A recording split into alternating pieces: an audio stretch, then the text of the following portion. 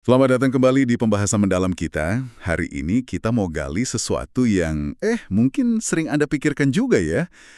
Kenapa sih menabung buat masa pensiun rasanya kok sulit banget? Padahal kita tahu itu penting kan? Iya, betul. Nah, ada satu ide cerdas nih, namanya Save More Tomorrow, yang coba jawab tantangan ini. Iya, ini dilema klasik banget sih. Niatnya ada, kadang kuat malah, tapi ya gitu deh, eksekusinya sering ketunda atau nggak konsisten aja. Kayak ada jarak gitu ya antara apa yang kita pengen lakuin buat masa depan sama apa yang beneran kita lakuin hari ini. Betul. Nah, sumber kita kali ini dari bab 31 buku Richard Thaler, Misbehaving. Thaler ini kan salah satu pionir ekonomi perilaku ya. Jadi dia lihat masalah ini bukan cuma soal angka, tapi soal psikologi kita juga. Menarik. Kita bakal lihat kenapa solusi ekonomi yang biasa-biasa aja seringkali kurang nendang gitu. Dan gimana justru pemahaman soal keanehan perilaku manusia ini bisa kasih solusi praktis. Siap kita bedah bareng. Siap. Ini menarik banget karena ya nyentuh pengalaman banyak orang lah ya. Kita tahu targetnya apa, tapi jalannya itu loh sering berkelok. Yuk kita lihat kenapa. Oke, mari kita mulai dari akarnya nih. Kenapa sih nyisihin uang buat masa depan yang, masih puluhan tahun lagi itu rasanya berat banget? Kalau dari kacamata ekonomi tradisional, gimana pandangannya? Nah, di sini nih seringnya agak nabrak sama realitas. Teori ekonomi standar itu kan biasanya asumsinya kita ini makhluk super rasional. Econs gitu istilahnya Thaler. Oh, econs. Iya, yang dianggap udah ngitung dengan cermat dan nabungnya udah pas, udah optimal gitu. Ya jelas, asumsi ini seringkali meleset jauh dari perilaku humans, ya kita-kita ini. Iya juga ya. Jadi, karena asumsinya gitu, solusi yang ditawarin juga cenderung satu arah aja dong? Betul banget, fokus utamanya sering ke insentif finansial, apalagi yang ada hubungannya sama pajak. Contohnya, bikin rekening pensiun yang pajaknya ditunda atau dibebasin.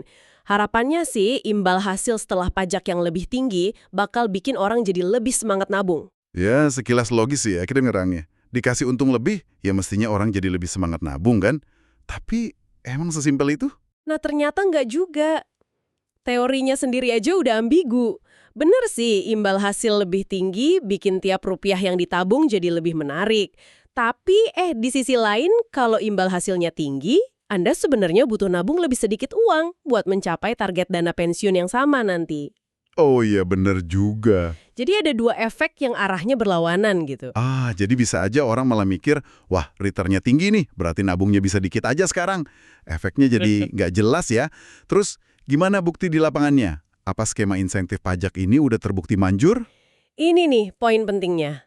Kalau kita ngutip ringkasan Burnham yang dirujuk Taylor juga, ternyata susah banget buat buktiin secara meyakinkan kalau insentif pajak kayak gini tuh benar-benar jadi pendorong utama orang nabung lebih banyak. Oh gitu ya. Iya, banyak faktor lain yang main, dan dampaknya sering nggak sebesar yang diharapkan teori. Malah mungkin insentif ini lebih banyak dipakai sama mereka yang emang udah biasa nabung dari awal. Oke. Jadi pendekatan standar ini kayaknya punya keterbatasan yang lumayan gede ya. Kalau gitu, yuk kita pakai kacamata ekonomi perilaku yang Thaler tawarin. Apa aja sih hambatan psikologis yang bikin kita sebagai manusia biasa ini, jadi susah banget nabung buat masa depan? Nah, Thaler munjukin beberapa biang keladi utama nih. Pertama, dan ini mungkin yang paling kuat ya, itu bias kekinian, present bias. Atau gampangnya kecenderungan buat nunda. Nunda, oke. Intinya, kita tuh lebih ngehargain kepuasan sekarang dibanding kepuasan di masa depan yang rasanya masih jauh, masih abstrak gitu. Nabung itu kan artinya ngurangin konsumsi atau kenikmatan sekarang. Ya berat lah rasanya. Iya klasik banget ini mah. Nanti deh mulai nabung lebih banyak kalau gaji naik. Atau bulan depan aja. Padahal bulan depan itu seringnya ya gitu-gitu aja. Nggak datang-datang kalau nggak dipaksa ya. Betul. Selain nunda, apalagi tuh? Kedua, ada inersia, ini kekuatan status quo, kecenderungan kita buat nggak ngapa-ngapain dan bertahan aja sama kondisi sekarang. Sekali kita udah terdaftar atau malah nggak terdaftar dalam suatu program, atau udah punya kebiasaan pengeluaran tertentu, buat ngubahnya tuh rasanya perlu usaha ekstra. Bener banget. Ngisi formulir lah, ubah alokasi dana lah, itu rasanya lebih repot dibanding diem aja. Betul sekali. Kayak ngelawan arus gitu ya, buat ngubah sesuatu yang udah jalan. Ada lagi nggak? Yang ketiga, dan ini kuat juga nih, namanya keengganan rugi, loss aversion. Loss aversion, oke. Secara psikologis, rasa sakit karena kehilangan sesuatu tuh rasanya jauh lebih kuat daripada rasa senang karena dapat sesuatu yang nilainya sama. Nah, pas kita diminta motong pengeluaran sekarang buat nabung, otak kita seringkali lihatnya itu sebagai kerugian. Rugi atas jumlah uang yang bisa kita bawa pulang dan nikmatin sekarang. Menarik banget. Jadi meskipun kita tahu uang itu nggak hilang, cuma dipindahin buat masa depan, rasanya tetap aja kayak kehilangan ya. Kayak kalau kita hilang duit 100.000, rasanya lebih nyesal daripada pas nemu duit 100.000 di jalan. Gitu kira-kira. Analogi yang pas banget. Persis kayak gitu. Kehilangan gaji bersih sekarang rasanya lebih nyakitin daripada ngebayangin untungnya nanti pas pensiun. Nah, kombinasi bias kekinian, inersia, sama keengganan rugi ini, wah jadi badai sempurna yang bikin niat nabung seringnya kandas di tengah jalan. Waduh, 3 serangkai penghambat yang kuat banget ya. Oke, kalau kita udah tahu nih hambatannya kayak gitu, terutama si inersia tadi, kecenderungan buat diem aja.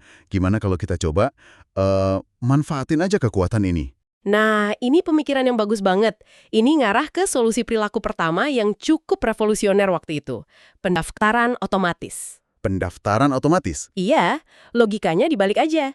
Daripada karyawan harus aktif daftar program pensiun, yang mana sering ketahan sama inersia tadi kan, gimana kalau perusahaannya aja yang secara otomatis daftarin mereka begitu diterima kerja. Tapi tetap dikasih kebebasan buat keluar, opt-out kalau emang nggak mau. Oh, jadi pakai kemalasan kita buat tujuan baik gitu ya. Defaultnya jadi ikut nabung, bukan nggak ikut. Cerdas juga.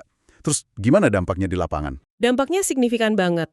Studi dari Brigit Madrian sama Dennis C. yang sering dikutip Taylor juga, nunjukin ada lonjakan drastis partisipasi program tabungan pensiun di perusahaan yang nerapin ini. Banyak karyawan, terutama yang gajinya mungkin tidak terlalu tinggi atau yang tadinya cuek aja, akhirnya jadi mulai nabung gara-gara kejebak di sistem otomatis ini. Inersia jadi kerja buat mereka. Wah, kedengerannya positif banget ya.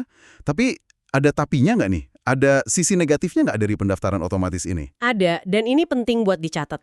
Madrian dan Shea menyebutnya kekuatan saran, atau ya efek dari pilihan default itu tadi.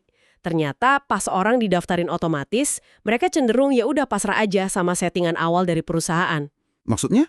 Maksudnya, mereka jadi nabung cuma sebesar persentase default yang seringnya ditetapin rendah sama perusahaan. Misalnya, cuma 3% dari gaji. Hah, cuma 3%.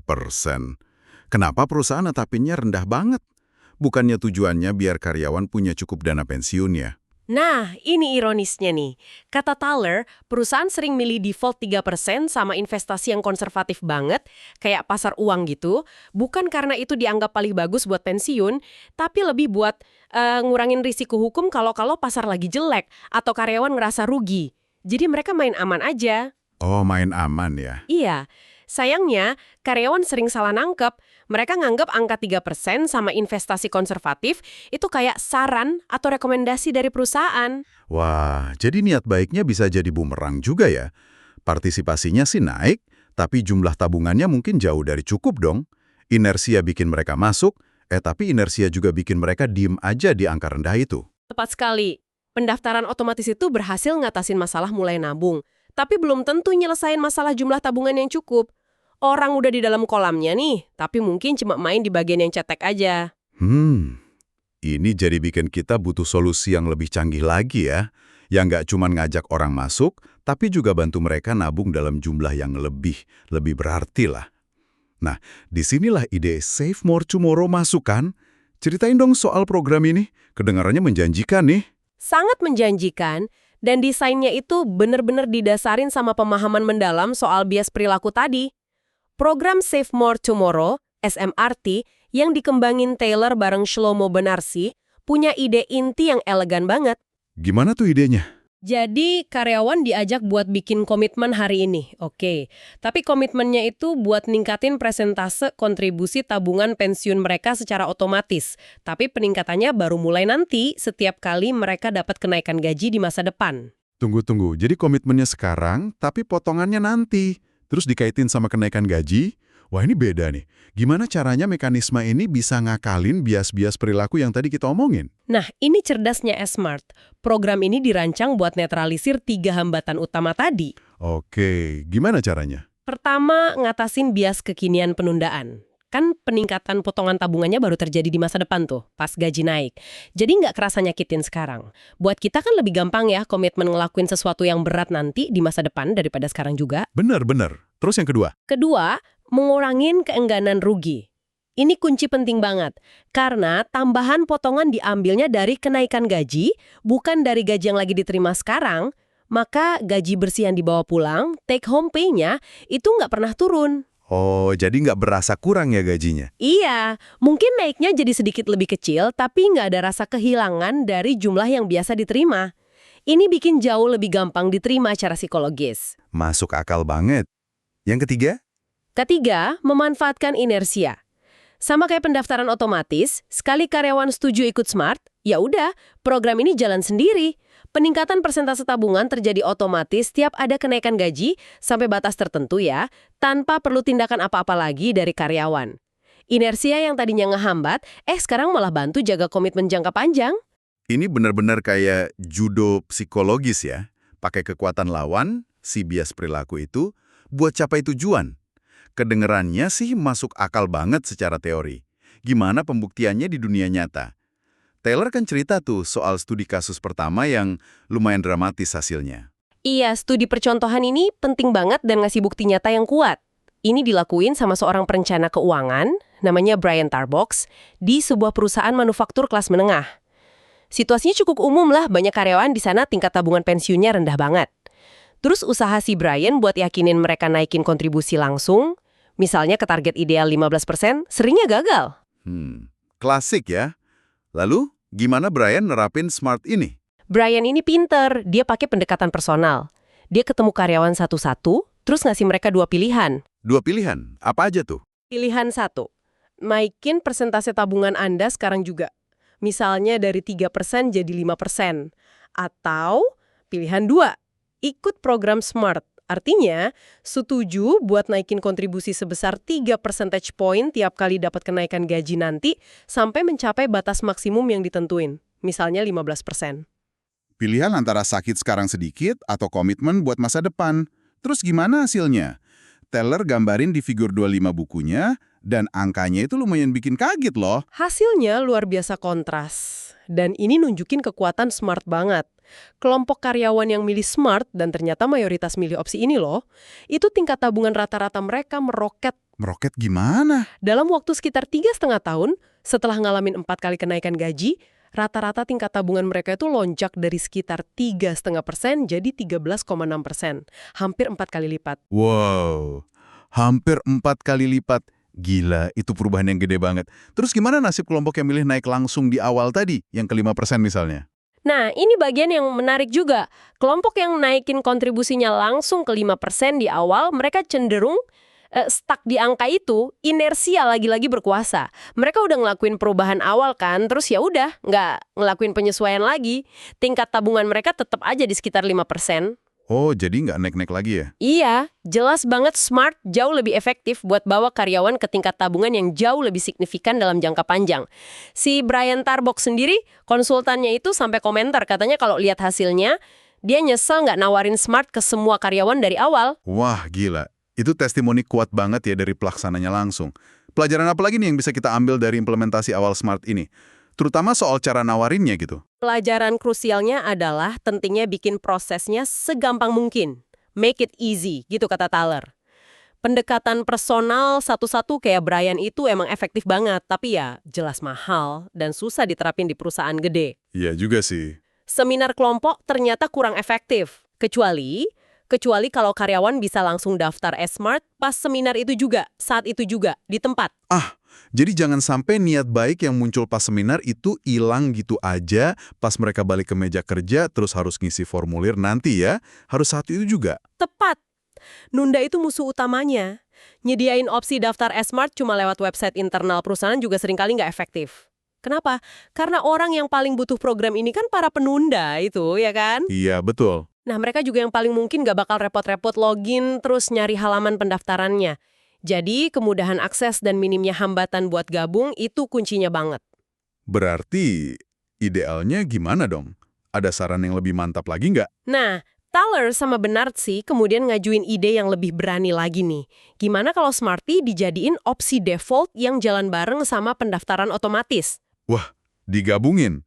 Gimana tuh maksudnya? Jadi karyawan baru otomatis terdaftar di program pensiun dengan kontribusi awal rendah, misalnya 3%, dan secara otomatis juga mereka terdaftar dalam Smarty yang bakal naikin kontribusi itu secara bertahap tiap tahun, pas ada kenaikan gaji. Misalnya naik 1-2% per tahun, sampai ke tingkat yang lebih cukup lah, katakan 10% atau 15%. Tentu aja karyawan tetap bebas buat keluar, opt-out, dari Smarty kapan aja kalau mau. Wah, itu gabungin dua kekuatan sekaligus ya. Pendaftaran otomatis buat mulai, terus smart buat mastiin peningkatannya. Jadi defaultnya itu udah jalur menuju tabungan yang cukup. Tapi, ide mendorong orang kayak gini, meskipun tujuannya baik ya, pasti ada yang mempermasalahkan dong. Taylor ceritakan soal reaksi di kampusnya sendiri, University of Chicago. Anda bener banget. Chicago School of Economics tuh kan terkenal banget ya menjunjung tinggi kebebasan individu sama efisiensi pasar tanpa campur tangan. Pas Taylor presentasi hasil SMART di sana, salah satu kolega ekonomnya, Casey Mulligan, langsung nanya dengan nada skeptis gitu. Tapi, bukannya ini paternalisme? Paternalisme ya? Iya, istilah paternalisme di lingkungan itu konotasinya negatif banget. Seolah-olah ada pihak, entah pemerintah atau perusahaan, yang sok tahu ngatur apa yang terbaik buat individu, ngelanggar kebebasan milih mereka. Terus gimana Taylor jawab tudingan paternalisme itu? Kan sensitif banget ya isunya. Nah, Thaler punya argumen balasan yang cerdas dan ini jadi dasar pemikirannya. Pertama, dia nekenin kalau SMART itu sepenuhnya sukarela. Karyawan bebas milih ikut atau enggak, bebas keluar kapan aja. Nggak ada paksaan sama sekali. Oke, poin pertama clear. Kedua, dan ini yang lebih fundamental, tujuan SMART itu bukan buat maksain kehendak si perancang program, tapi buat bantu orang mencapai tujuan mereka sendiri yang udah mereka akui.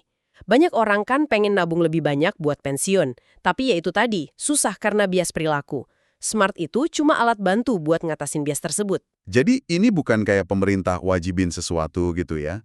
Tapi lebih kayak nyediain tangga buat orang yang sebenarnya pengen naik tapi susah nyari pijakan. Bener gak? Persis. Analogi yang bagus. Buat ngejelasin konsep ini, Thaler bareng Cass Sunstein sampai mempopulerkan istilah paternalisme libertarian. Paternalisme libertarian. Kok kayak kontradiktif gitu ya namanya?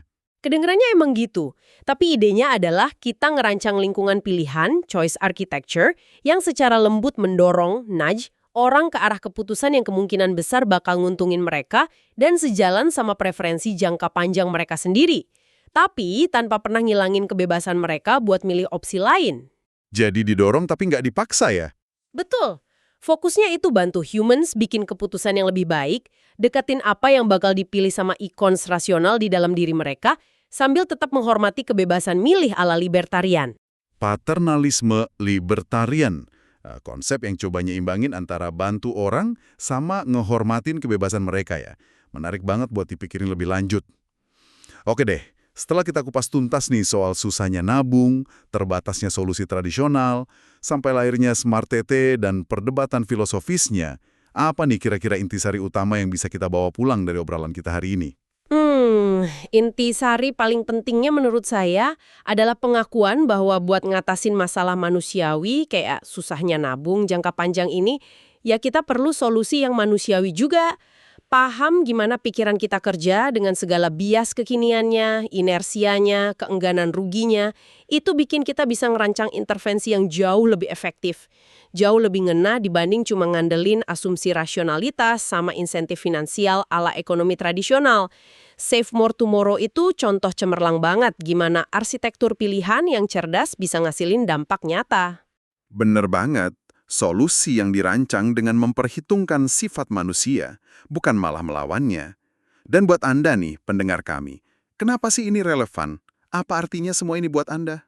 Ya, ini jadi pengingat aja buat kita semua bahwa lingkungan pilihan di sekitar kita, mulai dari opsi default di formulir, cara informasi disajiin, sampai waktu kapan kita diminta bikin keputusan, itu punya pengaruh yang seringkali nggak kita sadari ke perilaku finansial kita. Dan juga di area lain sih sebenarnya. Iya juga ya. Jadi, kalau kita lebih sadar sama dorongan-dorongan ini, baik yang sengaja dirancang maupun yang nggak sengaja, itu bisa bantu kita bikin keputusan yang lebih sejalan sama tujuan jangka panjang kita sendiri. Kalau desain pilihan yang relatif simpel, kayak smart aja, bisa bikin perbedaan dramatis buat hal sepenting tabungan pensiun, coba deh bayangin sejenak.